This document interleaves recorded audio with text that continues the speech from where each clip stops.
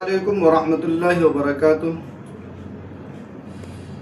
کل حضرت مولانا سید سلمان ندوی حسینی نور اللہ مرقدہ کا انتقال ہو گیا۔ اس انتقال کے بعد ایک بحث پورے ہندوستان میں چھڑی، بلکہ برابر کے ملکوں سے بھی اس طرح کی خبریں آئیں اور وہاں بھی بحث جاری رہی کہ حضرت مولانا سید سلمان ندوی کے لیے دعائے مغفرت کی جائے یا نہ کی جائے، کیونکہ حضرت مولانا سید سلمان ندوی کے کچھ بیانات کو لے کر امت تذبذب کا شکار تھی، اور یقیناً حضرت امیر معاویہ رضی اللہ تعالیٰ عنہ کے تعلق سے جو ان کا بیان آیا تھا وہ انتہائی المناک تھا، اور بہت سارے لوگ جو صحابہ سے محبت رکھتے ہیں، بلکہ ہر وہ ایمان والا شخص جس کے دل میں ایمان کا ذرہ بھی ہے، وہ اس بیان کو لے کر بڑا متفکر اور پریشان تھا۔ ان بیانات کے بعد یہ بحث شروع ہو گئی، کیا گستاخ صحابہ کے لیے دعائے مغفرت کرنا جائز ہے یا نہیں؟ بعض حضرات نے بعض ہمارے اکابر سے، بڑے بڑے علماء سے سوالات بھی کیے، تو ان کے بھی اپنے آراء کے مطابق جوابات تھے۔ میں نے بھی صبح سے اس سلسلے میں غور کیا، کیا ان کے لیے دعائے مغفرت کی جا سکتی ہے یا نہیں؟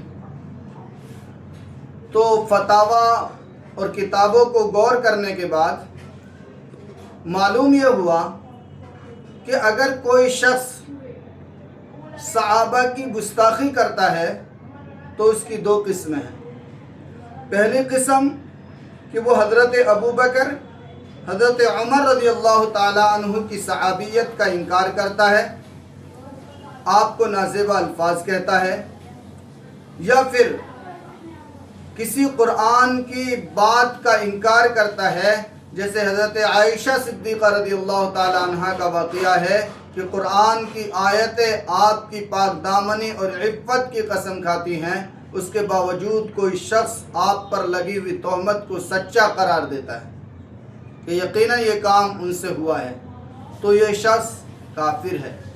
لہذا جس کا خاتمہ کفر پر ہوا ہو اس کے لیے دعائے مغفرت نہیں کی جا سکتی ہے۔ لیکن دوسری قسم صحابہ کی گستاخی کا عمل وہ ہے جو حضرت ابو بکر، حضرت عمر کے علاوہ کسی صحابی کو کچھ برا بھلا کہتا ہے تو وہ ملعون ہے، فاسق ہے، فاجر ہے اور وہ گمراہ ہے۔ لہذا فاسق، فاجر، گمراہ دنیا سے اگر چلا جائے تو اس کے لیے دعائے مغفرت کی جا سکتی ہے۔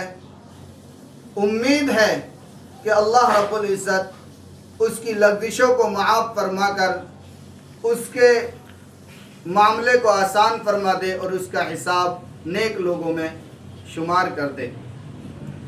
صحابہ کرام کی محبت ایمان کا جز ہے۔ ایک حدیث آپ کے سامنے ضرور بتانے کی میں کوشش کروں گا۔ اللہ کے نبی صلی اللہ علیہ وسلم نے ارشاد فرمایا، میرے کسی صحابی کو برا بھلا نہ کہو۔